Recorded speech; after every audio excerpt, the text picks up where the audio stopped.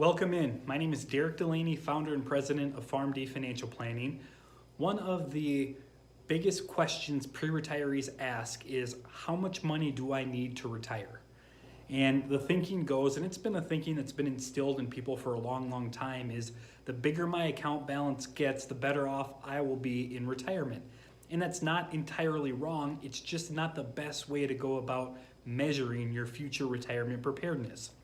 And that thinking of bigger account number equals better retirement came from commercials a while ago. And I don't know if you remember this or not, but there were commercials that were played a while ago from big insurance companies back when there were no streaming services and commercials were something you had to watch, of people walking around with big bubbles above their head, and inside those bubbles were numbers.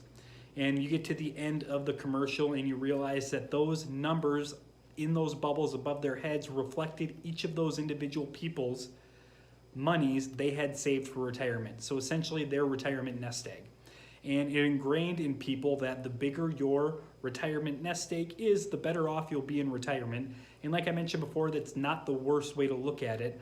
However, there is a better measuring stick. There is a better barometer that should be used for retirement preparedness. And that is not how big your account can get, but how much income you can afford to pay yourself in retirement.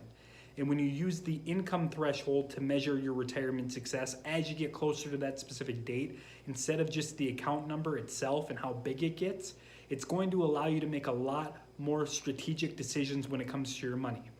And when I say strategic decisions, some of the most common ones are, do I take this potential pension payout that my employer is offering me in a lump sum, or do I take it in installment payments for the rest of my life? If the thought process is, let's grow this investment account or retirement nest egg as big as possible, you're going to want to pull that lump sum out because that number invested over a long period of time could grow to be quite substantial. However, many times you will realize that having another guaranteed income source like a pension could potentially allow you to take more money out of your retirement nest egg than without it, increasing your retirement income at that future date in today's dollars, which ultimately leaves you better off than just having a bigger account balance to begin with. And the other big example that gets used often and is practical in real life is when to take your Social Security.